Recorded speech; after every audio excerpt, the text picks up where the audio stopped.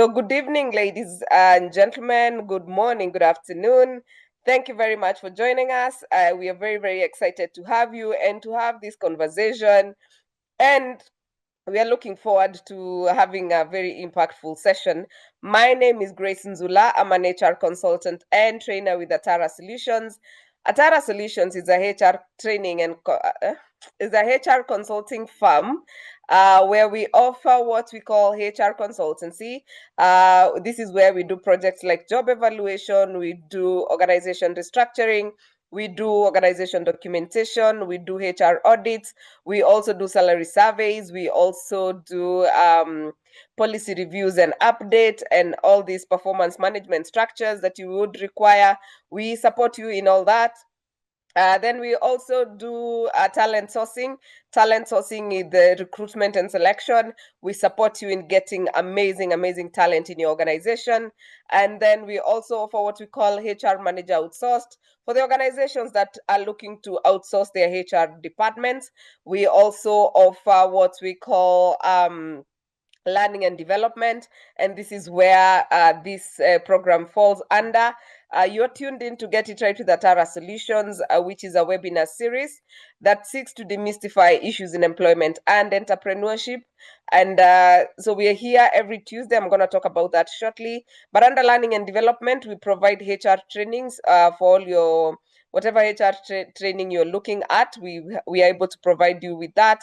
We also offer what we call soft skills training as well. And we also are a one-stop shop for your training needs. And of course, we are running a mentorship program dubbed Growth Grid Mentorship Program, which is an exclusive session that happens once a year. This one, we are mentoring HR assistants who are looking to up their HR game into directorship and all that. So you are welcome to join us. I think next cohort is going to be in March 2027. It's an 8 weeks program, so please do join us for that. And of course, this is Get It Right with Atara Solutions. We are here every Tuesday from 8 o'clock. If you're joining us for the first time, thank you for making them at the time. Of course, we don't do this by ourselves. We have our partners in Uganda, Mr. Herbert Zake, who runs an organization called Steadfast Quality Solutions. Steadfast Quality Solutions is a HR and PR consulting firm located in Kampala, Uganda. If you're looking for HR support in Kampala, then look no more. Herbert Zake is there. And then we have our partner in Rwanda, K2 HR Services or K2 Career Center. If you're looking for HR support in Kigali, Rwanda, then K2 are there for you. So at this point in time, allow me to invite my co-host, Mr. Richard, to also say hello and tell us what he does.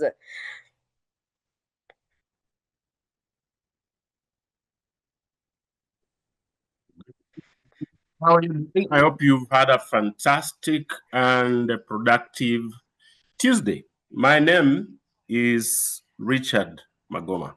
Richard Magoma is a HR professional, of course, and I love training people on how to speak articulately and eloquently so that you can attract those very good opportunities that require you to communicate. And of course, last time we had our sister, that is Irene, talking about how communication is important in performance management. No, not performance. I don't know why I'm talking about performance. Communication. How communication is important for operational excellence.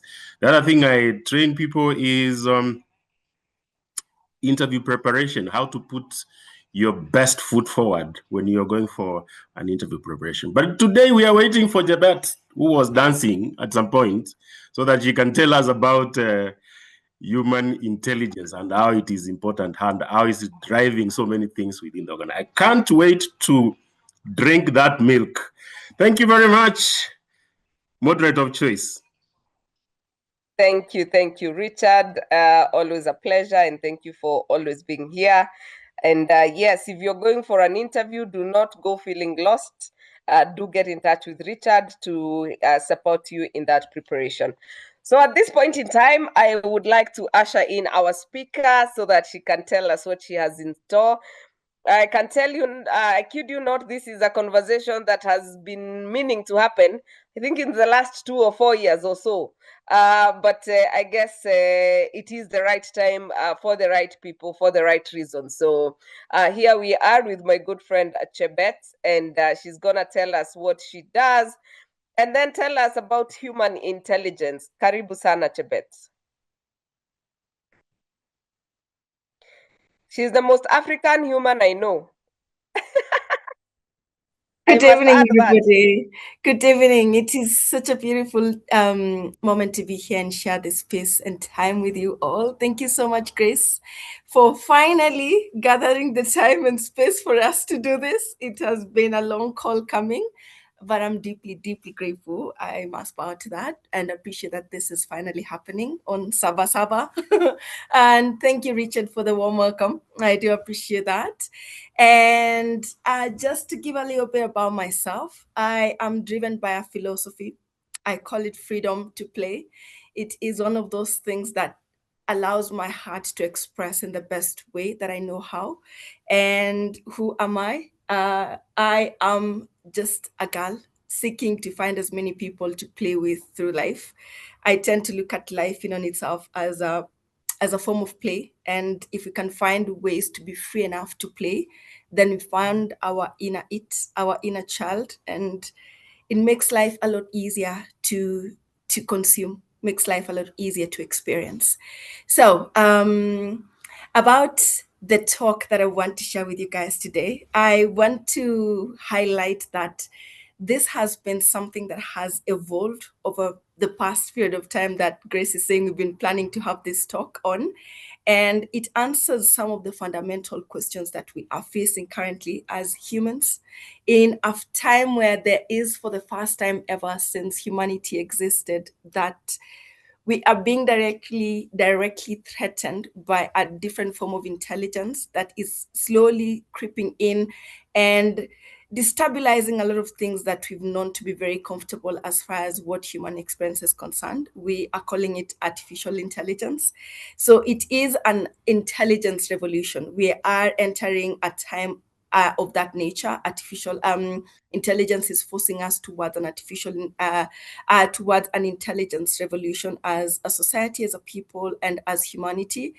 And for those reasons, it's also important for us to prepare adequately towards a world where such eventualities is very, very present for us. I know questions around these rooms can be around what AI can possibly do to affect each and every one of our jobs, and what humanity would look like in the face of artificial intelligence moving tomorrow, and what is truly the value of humans if artificial intelligence can cover and do a lot of the things that we're currently doing. And I am here to try and fit in a bit of those shoes, but I will take a very interesting context in the conversation that we get to have today, because I will always be pro-human, but at the same time, I also acknowledge that some tools and resources that we come across that are brought to our table are important for us to know how to use, so that we don't end up surrendering our agency as humans, while at the same time we don't end up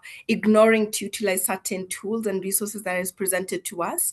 So the goal is to find a very beautiful sweet spot between what is it that is deeply human, and what is it that I can surrender to these particular forms of intelligences to support us in moving forward as a civilization, as a people, and in our evolution as far as humanity is concerned. So answering these questions brought me up to a program I currently call Human Intelligence Development. It is a product of the soil of Africa. So I'm quite excited about that. So, which is why Grace is like, she's the most African lady I know. Yes, I will always represent that deeply from the depths of my heart. But the goal of this is its applicability across beyond the soil, beyond the continent. And in our conversation today, let me just present something real quick, which will be the deck that I will be using. I tend to talk beyond the deck, so I may or may not cover the content covered in the deck, but at least there will be something for you guys to look at. So, slideshow. So human intelligence development. I have a program within this particular offering that I have that I call the human advantage. And this is the premise of the entire conversation that we'll be talking about today, the human advantage.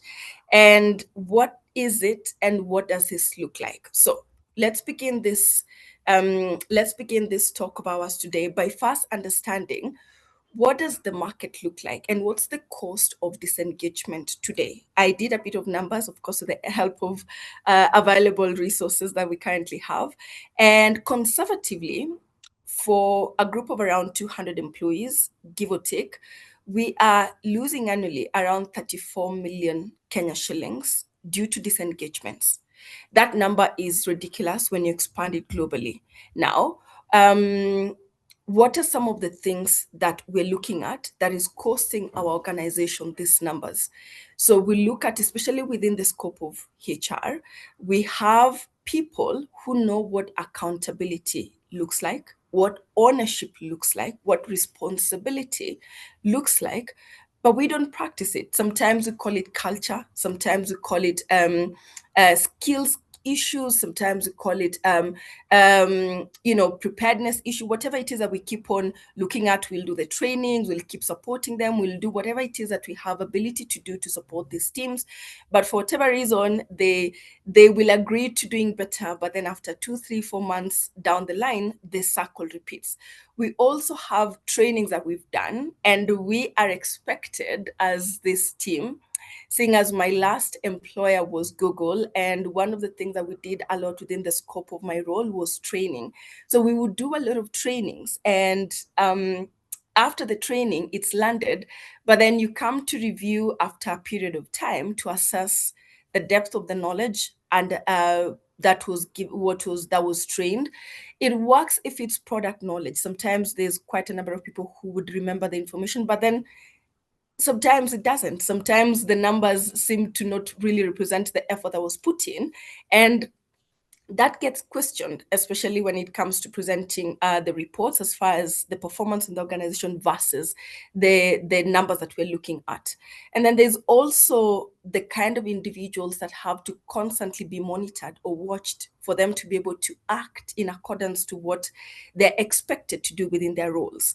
So most of the time, when we do have such gaps, our immediate response is to look at this as things that we should be able to fix within the organization's scope. And most of what we do is we look at the behavior, and our most intervention will come in within this particular space. It's a knowledge gap, it's a skills gap.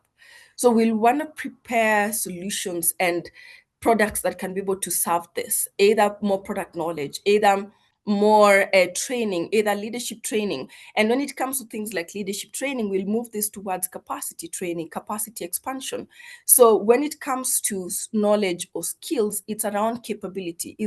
Are these people capable of doing the role that they're to act within the role that they're meant to or not? And when it comes to capability, we want to start training around leadership. We want to start enabling them to be able to be better leaders, to be able to act within the scope of what they're supposed to. We want to talk about the culture. But when I start to assess based on the personal experience I had around training, the thing that became very clear is this: the root was not within the capacity or the capability of the people, nor the behavior of the people that I was engaging in. When these guys were given this space and the scope to really express what it is that was hindering their performance, the issues are very structural in nature. It doesn't look that way. And most of the time, these are not the things that we want to fix within an organization space. Thanks today within this country, conversations around wellness and leadership is expanding a lot more within the spaces that we're in.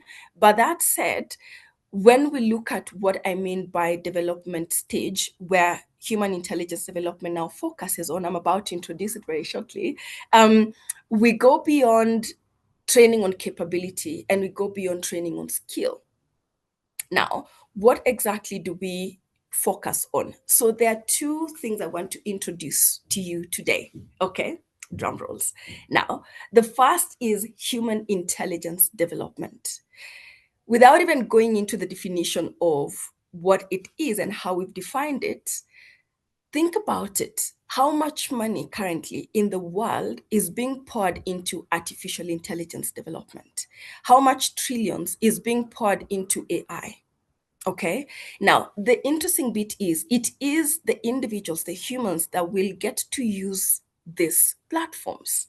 However, how much have you had, or how much is training or money going into or being poured into human intelligence development? Just sit about with that and just think about it, because the truth is, unless we give ourselves the chance to meet our capacity and go beyond what you think we have ability to do, we'll be very limited with the stories that we are sold to about what humans can possibly achieve. Now, what is human intelligence development? HID, ideally, the whole point of it is capacity building. It's a framework that focuses on expanding human capacity so that we have the ability to step into agency as far as you and I are concerned, which in turn allows us to be accountable, to take ownership, and to be responsible of the roles that we take in life. And the roles can be the job that you play, your relationships at home, your friendship, any form of engagement that we get to have, you and I. All of those get impacted through human intelligence development. Now, HIQ, which is human intelligence quotient, just like EQ, which we know about, just like IQ, which you also know about, it's an assessment platform that measures the level of capacity that one has as far as these intelligences are concerned. So there are 7 main intelligences that we develop. Now, these 7 main intelligences that we develop are structured through 3 levels. There are the foundational intelligences, and the foundational intelligences, I will use an example of a building. When we're putting together an apartment or a building, we'll first want to build the foundation, this how the layout will look like, how strong or how deep will go inside the soil, that will hold the entire structure above. Now, the foundational intelligences are the same ones that we do when we're digging into the soil to be able to create the proper foundation for the structure. And this looks like somatic intelligence. And the goal of somatic intelligence is to understand your own physical experience across the world that we get to live in. So this is working with the data. You've had a number of times when CEOs are being interviewed, and then they will say that I just had a gut feeling to pick this over this, and this was the best deal that I ever took. And there wasn't any logical understanding of why that was the best decision to make. But if I didn't listen to what was pinging inside somewhere in my body, I would never have picked that choice. And it would have been the worst choice ever.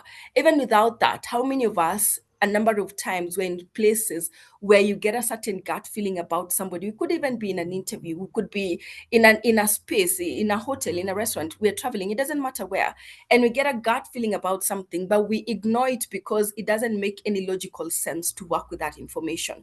So you find that those leaders who actually pay attention, and I like work by Simon Sinek, and the way he talks a lot about trusting this kind of data to be able to make decisions as we keep on moving forward through life. So it is a form of intelligence, and it's called somatic intelligence.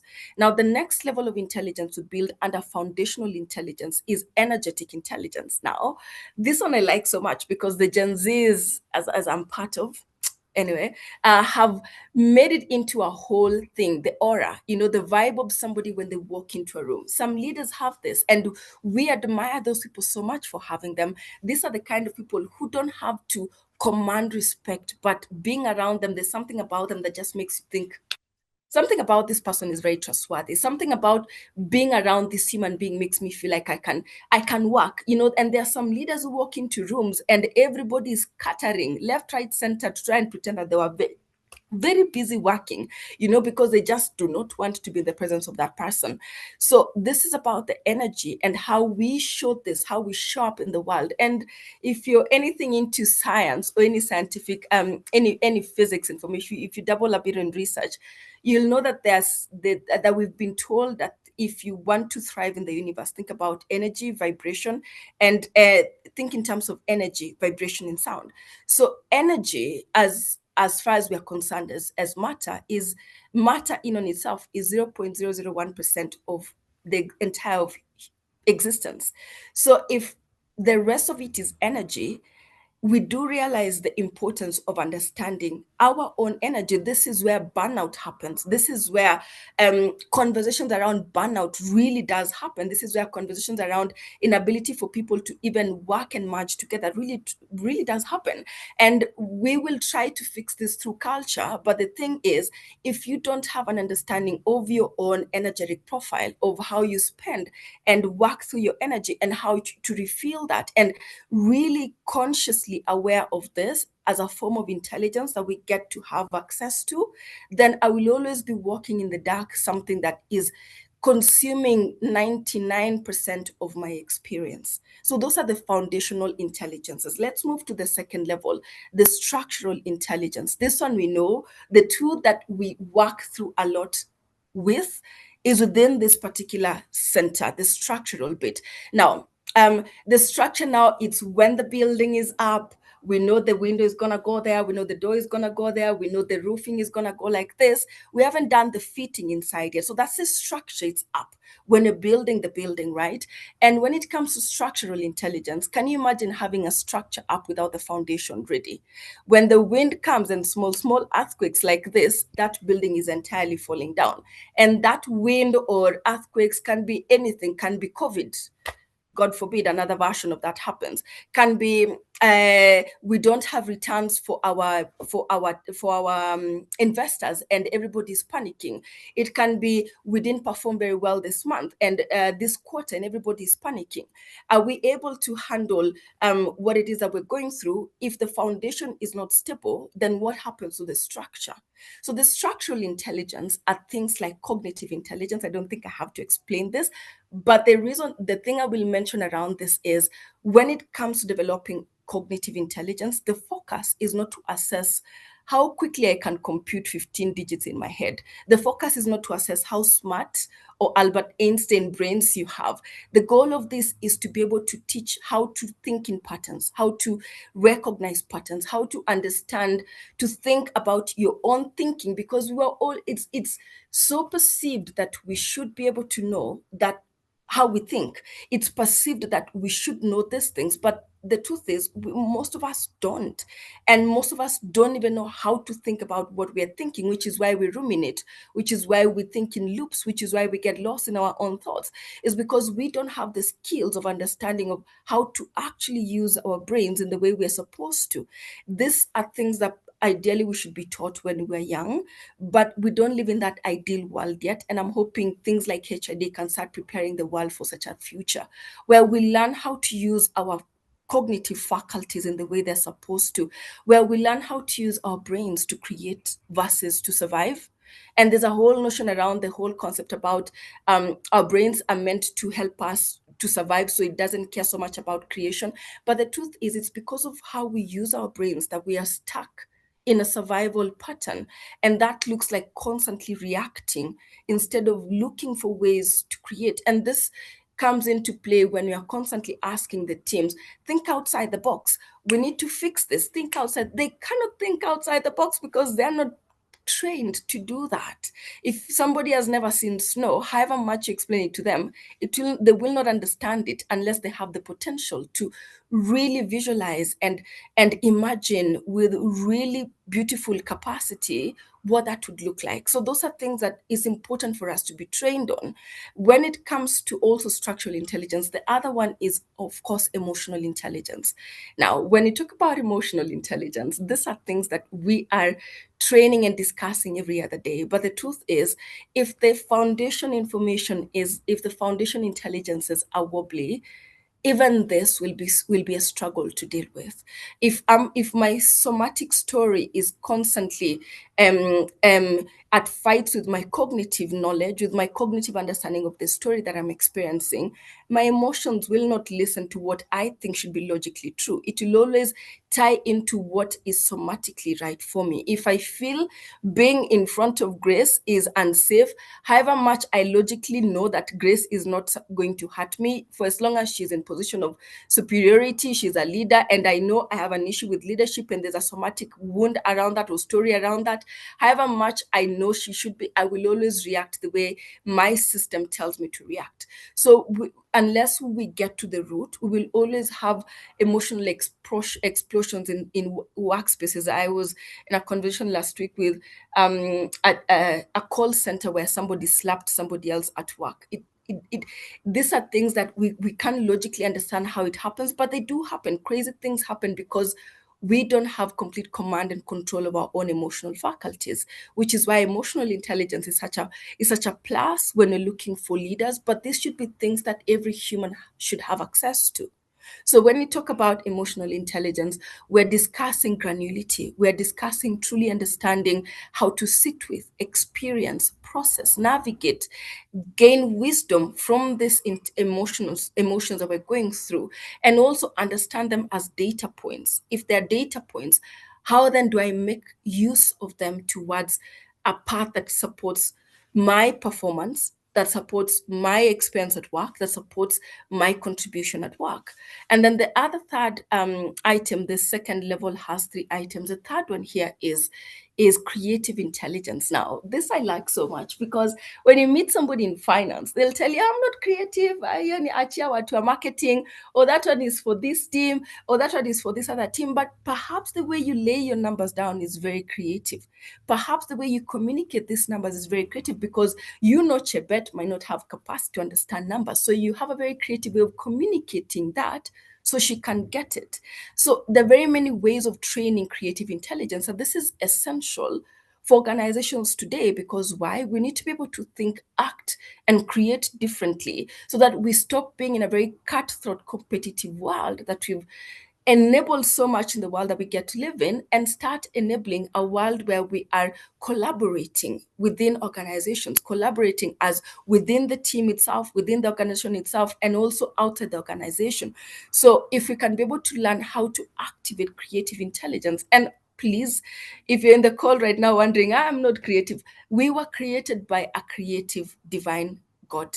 There is no way, there is no streak of creativity inside of you. If you believe that, those are part of the things that we have to learn to remind ourselves. Some things I do so easily that I don't realize it's very unique to me from Gloria's, and the moment I start to understand that, then I start to understand, oh wow, turns out this is something that I can contribute to this team that I thought it wasn't, or something that I can actually present as a thing that I've been doing that is deeply, we get to be trained to understand how to deeply expand within that capacity. Now let's go to the third level of this intelligence. The third tier here is expansive intelligences. And when it comes to the building structure we are talking about earlier, it's now the fittings, it's the look and feel. It's what makes this building unique from the other apartment. It's what makes the look and feel, okay, for architects, maybe it's not what the buildings makes it unique, but the finishes, the way the house is finished, the way it is impacting the people living in there, how thoughtful was I when I was putting the sink here next to the kitchen working area, all of those things. This is now how we get to make the space accommodative to myself and to other people. And the intelligences that fall under this is, the first one is relational intelligence. Now, this is the part where I know how to communicate my world to the world outside of me. We've created the structures in the first level, the foundation in the first level. We built the structure in the second level. And then the third level, now we're expanding beyond myself, beyond our team, beyond our organization, and how to communicate that to clients, to communicate that to the world beyond us. So relational intelligence. And this is driven a lot by the concept around Ubuntu. I am because we are. Again, Grace, African roots. Anyway, so driving a lot from that concept, I am because we are. So deeply understanding in what way my singular actions are affecting the collective of us, collective of us in terms of my team, in terms of my department, in terms of the entire organization, in terms of the world that we get to live in terms of the partners that we get to work with, in terms of the clients. In what ways are my inaction or action impacting the collective that I get to exist with? And the last one is heart intelligence. Don't be scared by the word heart, but heart intelligence here is about value system. It's about your purpose system. It's about how it is that you get to truly show up in the world as fully yourself. And this is important.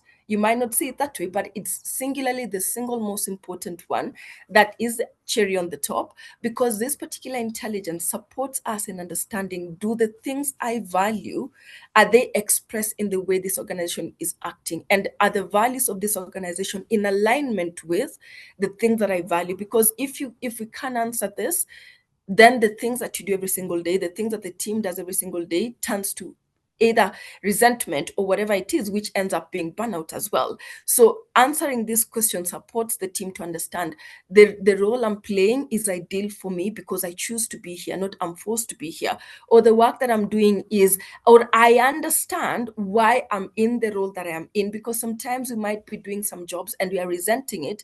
But the truth is, every single role that we play collectively, every single thing that we do impacts our expansion, our growth, and our individuation, as well as our collective impact. So when I do understand why this role that I'm playing is necessary for my own growth, then I stop coming into it with Shingo Pande. I stop coming into it with the thought of I can't wait to be out of it. And for people in the role that you guys hold, in the HR positions, in the people development positions, in management position, it's very easy at this level to notice who needs to step out and who needs to sit in. Because if they can't fit in at this level with what it is that the organization is standing for, then those people will never provide and serve the team in the capacity that they need to.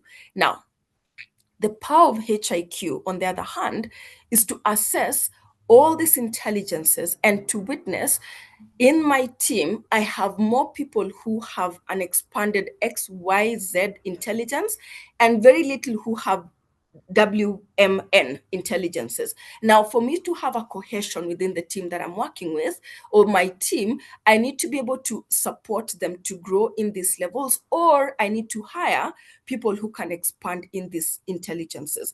That way, then I have a fully expressed team in the context that while Chebet might have 3 of the 7 really say at 80%, 90%, and 20-10 in the others, I can have somebody else really picking up in the other areas, and then it balances up the energies of my team. So in the end of the day, you're truly understanding the scope of the people that you work with, because HIQ can do both individual assessment as well as the team assessment. So they can understand collectively as my team, this is where we are, individually as my team, this is where we are. Now, what does HID truly build?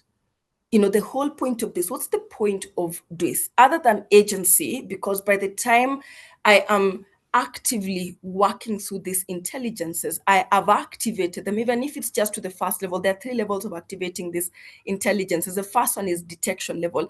Even if I am very clear to detect that these intelligences are active within my system, and if anything, the truth is, these are things we all have ability to activate and tap into. So I wouldn't expect for somebody to say, I'm good at this and I won't activate this. We all have the ability to activate all of this intelligence at the same time, and activating them is what, and having a certain threshold for each is what will keep us, is what will give us an edge against any form of intelligence that will tend to threaten our human experience. Now, if we're building the core of it is agency, in what way is this agency being experienced? One, it is through ownership, owning the processes, owning my role, owning my outcomes, owning my work, owning every single process that I show up in, owning my performance, owning my role, and stepping into that with so much accountability of what it is that looks like. And then the next one, oh sorry, The next one is responsibility. Being responsible end to end of failure, of complexity, of uncertainty, of success, without deflecting, without running, without avoiding, without blaming, without naming, all of these things, truly taking responsibility of this the scope of your role. And then the third one is execution. So this is really action, taking action of what it is that you're asked to do, taking action of your life, taking action of your role, and not waiting for somebody to come and tell you, Chabet, I expected this report, I expected this to be done, or I anticipated this to be done, and all of those things. So we preempt where we best fit in and we shop. And I've seen this happen with the clients I've worked with. Somebody will go back to their boss and be like, and interesting, most of the people I've worked with are people in leadership, and they will literally go to their boss and be like, the best way I can serve this team is through this and this.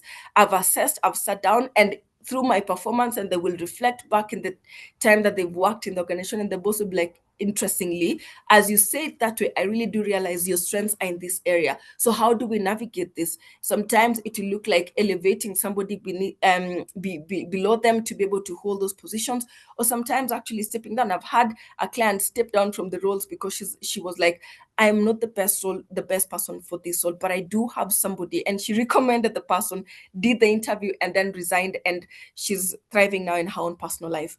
Now, the cost of not building this at the moment, 21% globally. This is from Gallup 2024 research done. I'll find the link and share if you guys need it. Only 21% of individuals in an organization are fully engaged. The rest are quickly looking for the next tweet or the next Instagram reel or whatever, just so that they can pacify whatever it is that they're going through. And 18% of productivity lost per disengaged employee. So for HRs, what does this mean? It means if we cannot demonstrate return on investment on any performance training, performance work that we do, it continuously impacts training budget, training capacity, enablement capacity, whatever it is. If the talent retention keeps on dropping, the impact on hiring a new employee is, and the cost of that is expensive and it's tiring. And then let me move this. 1 in 4 Kenyan enterprises, they will cite skills deficit as a block to growth. But the truth is, as we've noticed, it's not ideally that the skills is a problem, is that we reach at a capacity threshold or capacity ceiling, and we've never learned to move beyond that ceiling as a humanity. We've never learned to move beyond that. I might know, because I'm an empath, as we want to call it, I have understanding of people's emotions, and sometimes it can overwhelm me. But when it comes to numbers, I struggle. When it comes to this, I struggle. I'm not expecting everybody to be a financial expert, but I want to have a belief that we all have the ability to deeply understand certain basics of the things, and it just demands the need or the desire to really critically think. And then when it looks like when we explore things like the course of training, from a background of training in my roles, I do understand also what the cost of that could look like, and how the budget keeps on going this way every other year, right? And if you're in training and you're an independent trainer, you know how the conversation has been around this year. And the next thing that I wanted us to explore as I end this talk of ours is, what does the engagement look like? The first thing that I would want to do with your team is to run a diagnostic tool, to run the HIQ, to assess what is the gap here? What is the problem here? What are we training or enabling for? Because when I do come to do the training, it's to train around the gaps that we identify. So we map out what are the deficits in terms of where are we in terms of intelligence. And all of this, the HIQ tool has different levels of grading the teams. So where are we and what is the biggest gap and how is this impacting our numbers directly? So once we map that out, then we can be able to understand level number 2 is, now we train, now we build that capacity. The training can be tailored ideally for what your team is looking for, or it can be provided also as a hybrid program.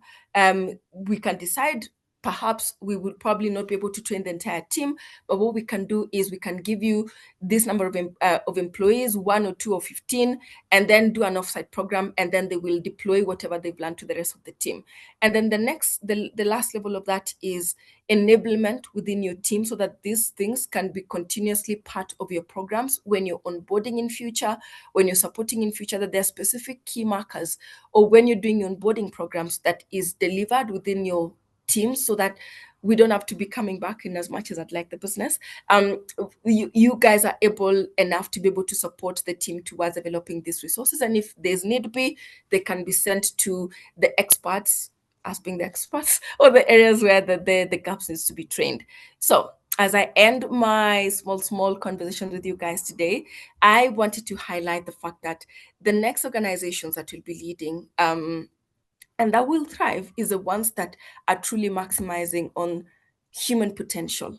And this will look like the ones where the teams don't need to be managed towards creating. It's the ones, yeah, kujituma. We have this saying in Kenya about kujituma. It's the kind of organizations where people wanajituma, teams zinajituma. Guys are really showing up for what it is that they're working on, because they believe in the product, they believe in what you guys are building, and they choose to do the job that they're doing, not they're forced to do the work that they're doing. And there's a very big difference between distinctively having that understanding. Am I talking about a Zootopia world? Perhaps. But the truth is, unless we give ourselves the chance to understand, because the moment we learn this intelligence, these are the basics, foundational level of human experience that ideally our children and the next generation should be trained on, because then once we are living and operating from expanded levels of intelligences from the get-go, can you fathom what we could potentially create as humanity? So if you guys are open and ready, I have scope and space for questions. I welcome them. And this brings me to the small end of the introduction to what human intelligence looks like. Thank you.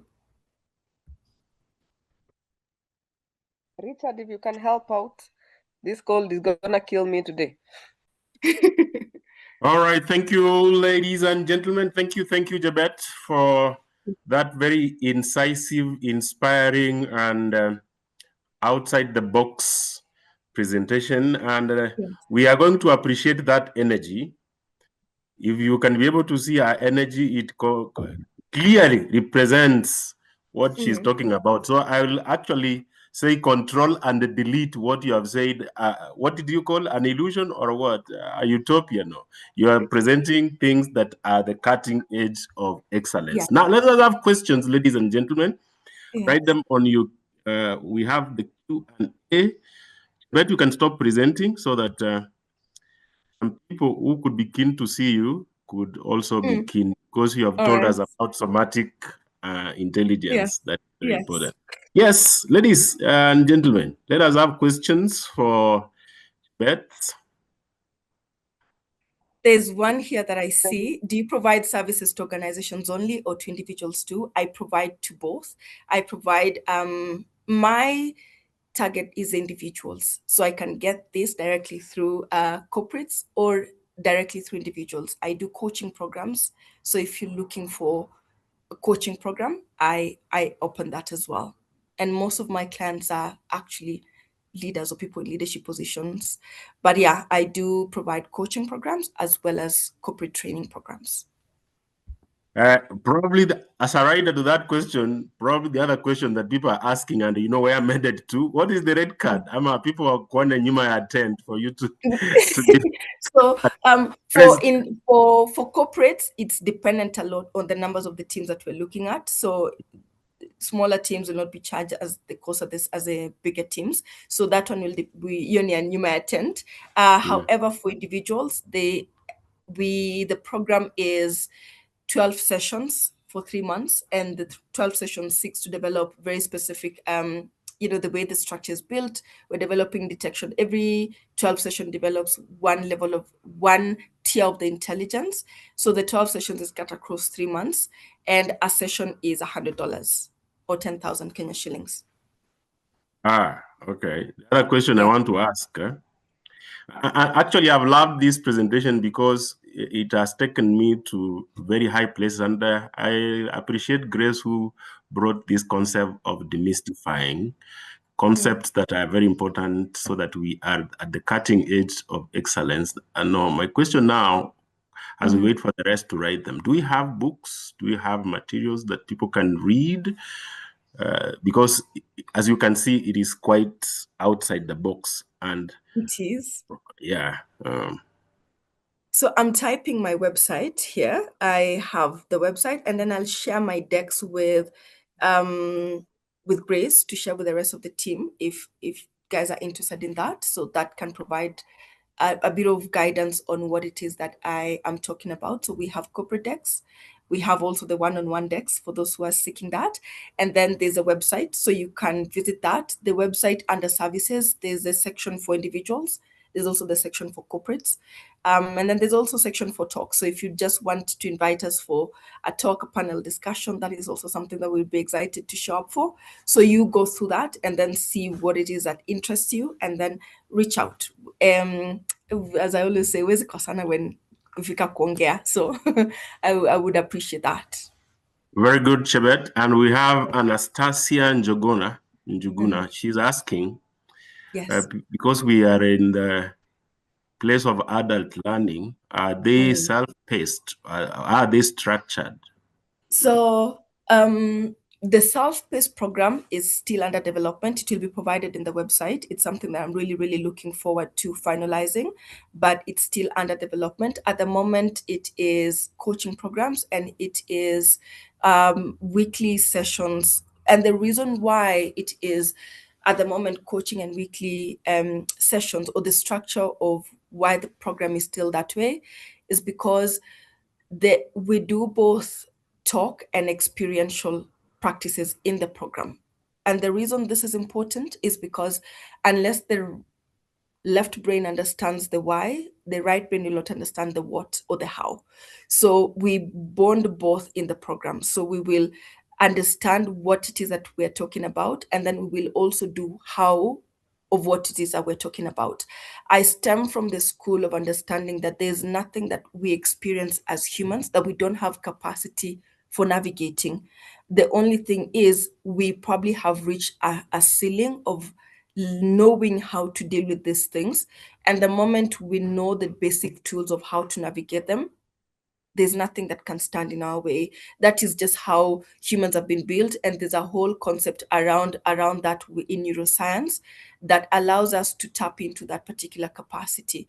So if we can allow ourselves to know how to navigate things, to know the tools and the basics of how to navigate things, anything that is thrown our way, we should be able to handle. I used to hate this statement, God cannot give you more than you can't handle. I used to hate it. I used to detest that. What do you mean? Have you seen what I've gone through? I don't think he's fair in how he shares what it is that he's giving people. But the truth is, when I came to understand that, I really understood truly the depth of what that means. And beyond what God can give you that you can't handle, there's also the capacity of there's nothing that you cannot, that we go through, that we cannot learn how to navigate. And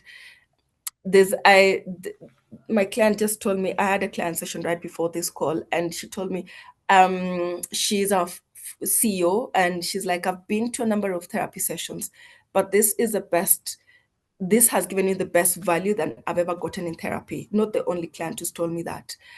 But this is the thing, that the premise, and this one you guys are welcome to shoot me, is I read this in a Substack, and it said that therapy is a weapon for consumerism. Therapy was built, or the entire concept of therapy was built as a tool for industrial age, for consumerism, so if we can also, sorry, I'm sorry, Christine, can you guys hear me? Me, I can hear you very well. Okay, good. All right. If we can give people back agency, we will never need therapy. Because if you know how to handle the things, if you know how to process the things that you're going through, if you know how to anticipate what could potentially come through your path, and know how to navigate that, if we train people on the tools, which is why we're going back to things like herbs as medicine and things like that, because like food can solve a lot of our problems, but we will be convinced to take medicine instead of taking proper food. So if you give people agency, then it completely destroys certain industries, and which is why we're being that concept still sits. But hey, here I am just sharing. You've mentioned what you have undergone. Probably that should form the basis for our next discussion.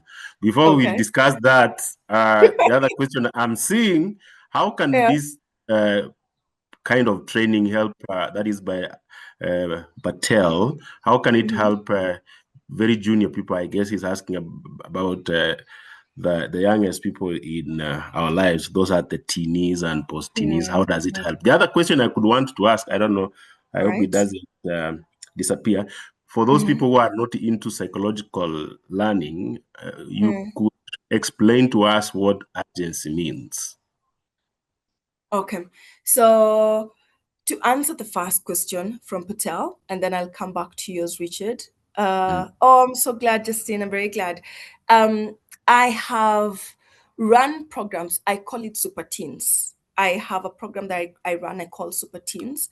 And it's very important that you raise that question, because the best people to best utilize this resource that I'm offering would be young people, would be kids who are growing up. And the reason is because then we will not be trying to, the saying in Swahili, msamaki mkunje mgali mchanga. If they know these things growing up, then the potential future that they get to experience will be very different from what we're experiencing. I've had sessions with teens and through that program, and I have had success in those programs, and it's just by the virtue of how they're structured. It's the same information but very differently shared to kids versus it is shared to adults, and also just by the way we get to learn. But yes, it has I'll give you an example of a kid. The grandmother just sent me a review the other day, and this is a child that the parents, the granddad died, the dad died, the mom is completely absent. He's really going through it, at least he was at the time. And he was 14, and the way he had navigated life, he shut down completely, and he started going into some form of addictions to be able to soothe what it is that he was going through. And after a week, it was just 7 days. The beautiful thing about kids is when they know, when they grasp something, they learn something. That's it. The application of it is very beautiful to witness. The grandmom wrote to me the beginning of, say, was it May, and she told me she's witnessed about the kid. They cannot believe it's the same child. The way he has a life now, the way he's expressive, his performance in school, because it was after the school, the performance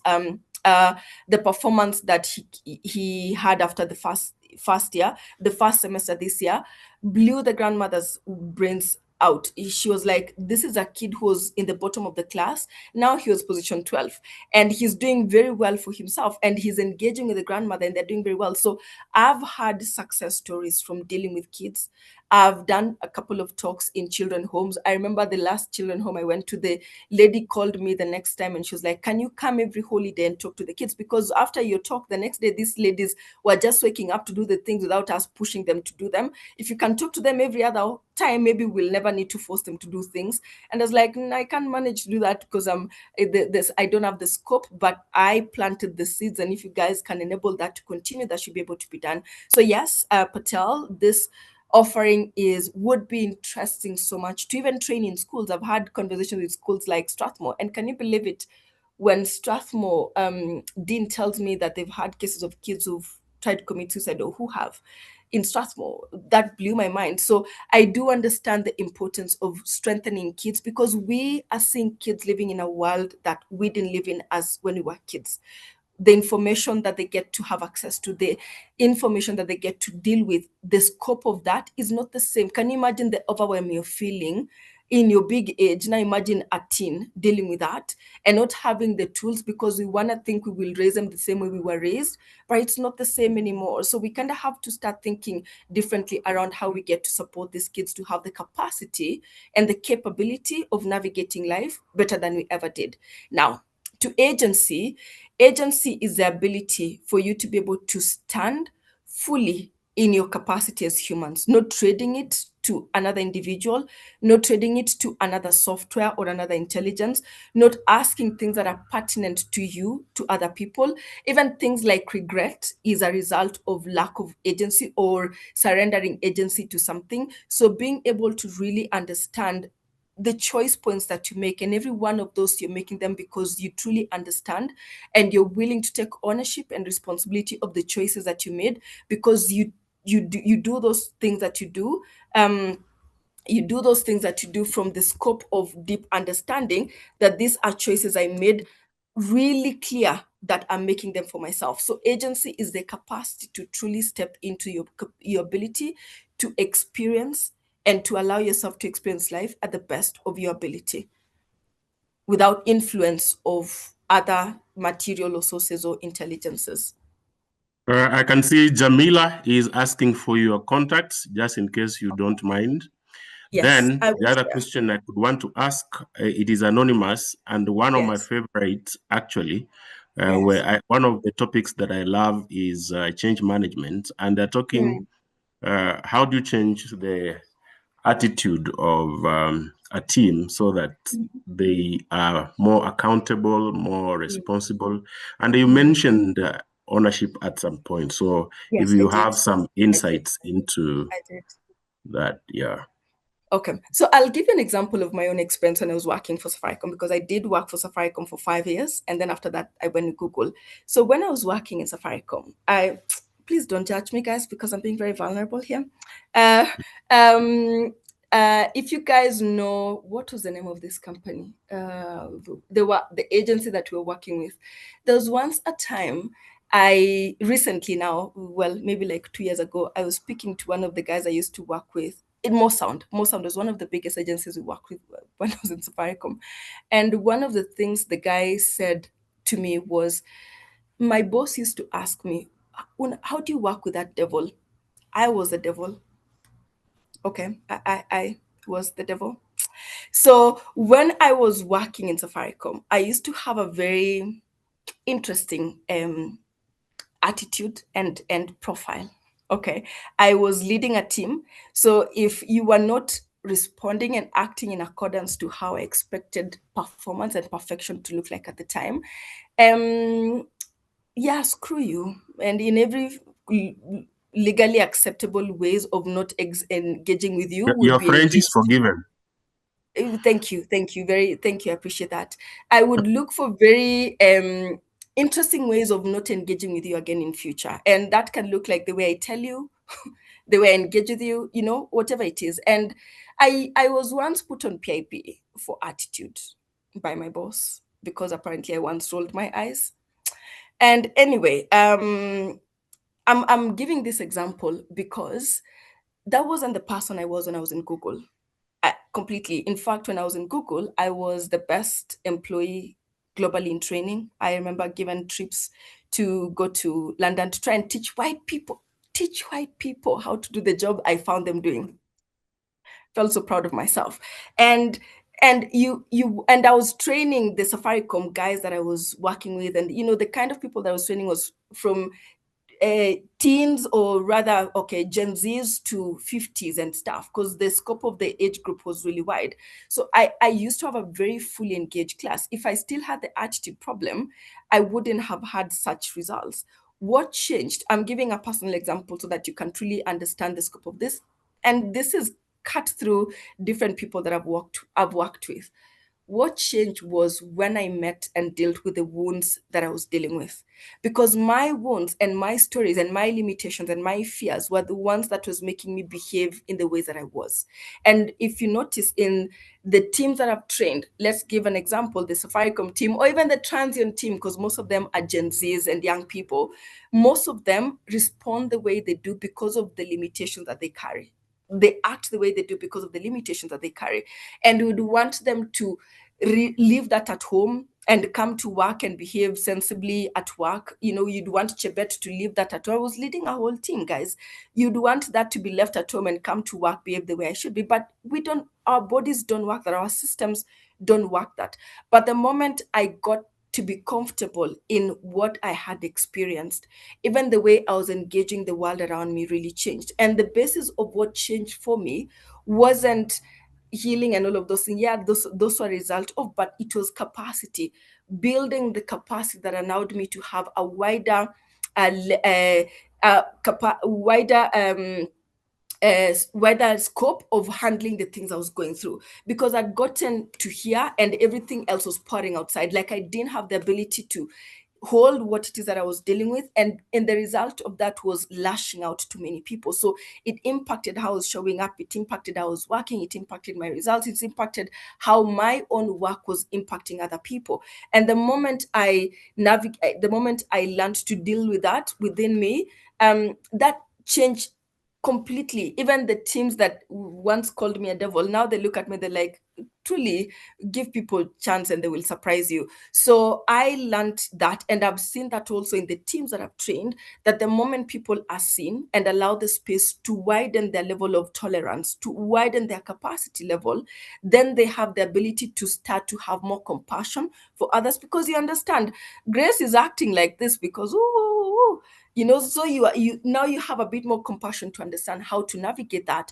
And the more we widen our own scope of accommodating what it is that we are all going through, what it is that we've all experienced, what it is that we're trying to do, then that completely changed the basis of our team. So my premise is, we change the structure, the biological structure, which is why this entire work of human intelligence development is building the frameworks for people to understand, how do I engage with myself and then therefore with others, and that impacts the teams. I've seen that working, and I've seen that as a result of that. I've trained, there's a platform I train on, and I've reached to close to 20,000 people, and I've seen the same results happening across there. So we might not be able to, there's no any other way that I have seen that works in changing people's attitude. Firing them helps removing those people from the organization, and it's easier.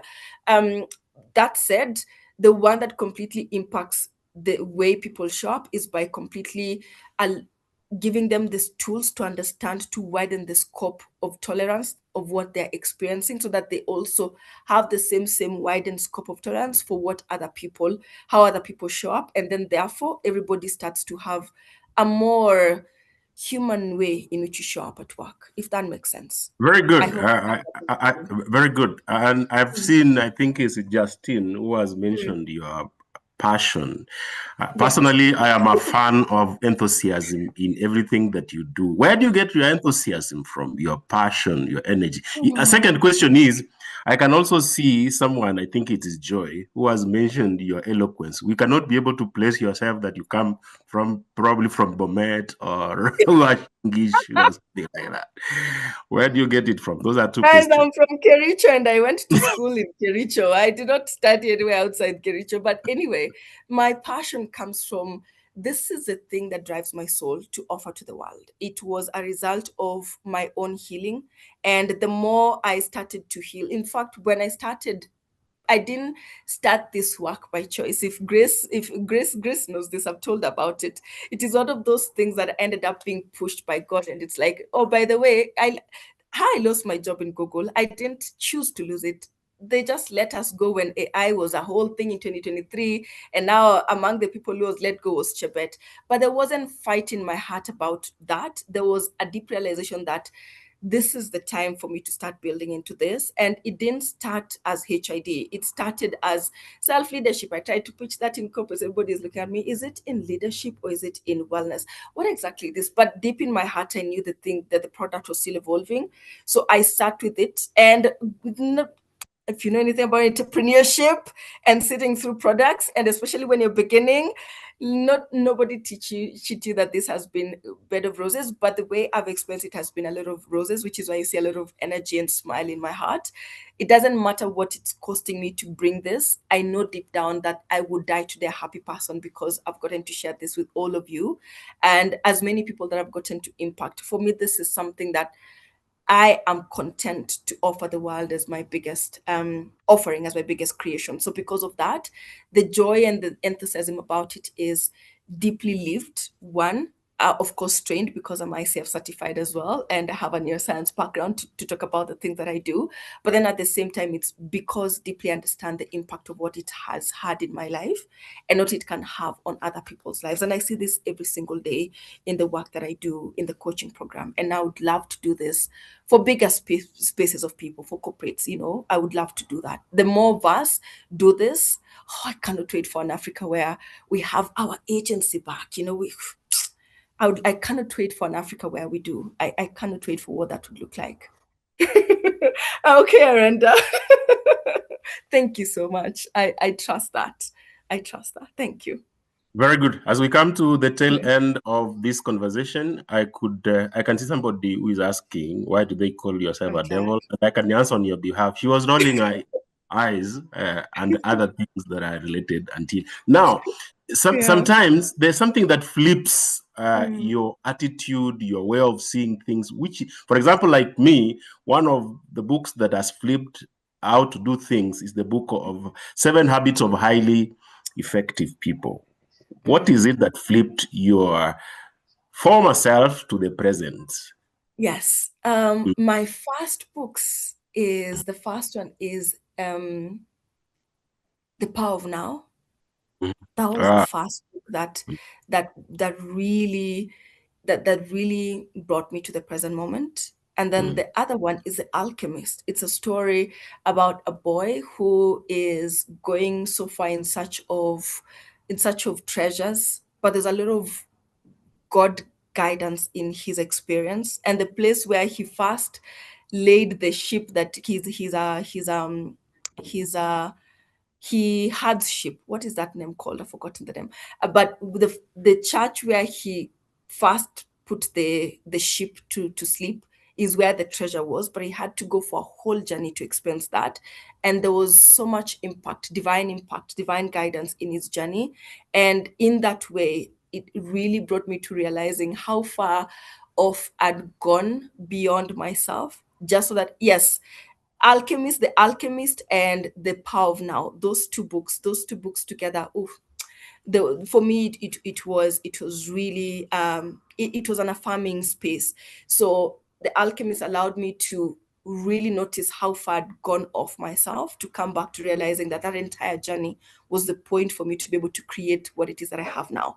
And The Power of Now allowed me to stop being in my brain, to stop being in my head, and to really be in the present moment and see the divinity and the magic of every single moment that I experience.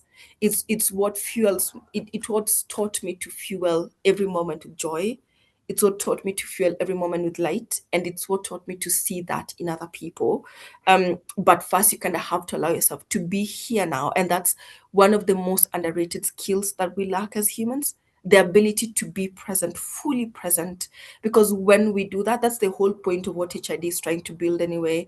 The ability to be fully present. And when we can do that, then we can really witness our life as it's moving through and understand ways in which we can truly show up for ourselves and what it is that we are being asked to show up for. So yeah, so those are the books. Give us 1 minute. I know we have chewed our time. There's a question here. Give us 1 minute. Please clarify the difference between human intelligence steward and lab in terms of structure and delivery. Sorry, just say that again. Human intelligence steward. Please clarify between. So the steward program is a one-on-one program, is the one-on-one program, the coaching program. So that's the individual. And then the human lab is a cohort program. So the lab, it's indicated just above it, is the cohort program. And for that one, hopefully will be in some of your rooms as HRs, requesting maybe 1 or 2 people within your team, bringing them together within a space and then training them as a program, as a cohort, as a group. So within the individual, there's a one-on-one sessions, which is the steward program, which the whole goal of it is stewardship. be stepping into the space of stewardship.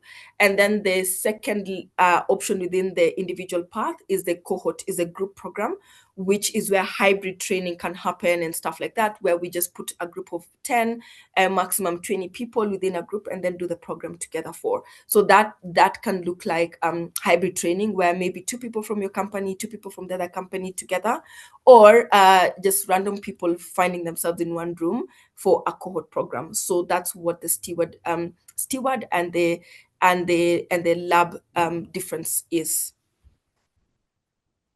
But people forget things, and the people love quotes. When you look Yes. at their status, people love quotes. What is it that you do not want us to forget as your parting shot? Play. That's the best way to navigate life. Never forget to play. Never forget your inner child, because that's the best way that you get to see the world without the weight of adulthood. So find your inner play. So play. Very good. Thank you very much. Ladies and gentlemen, I can see my good friend Paul Mbata has placed the Atara Solutions platform, which you can join so that the conversation of demystifying profitable concepts will continue. You will have to join and also recommend it to a friend. And also, when you get these opportunities, don't forget Atara Solutions for the work they're doing, team building, training, recruitment, etc. etc. Very good.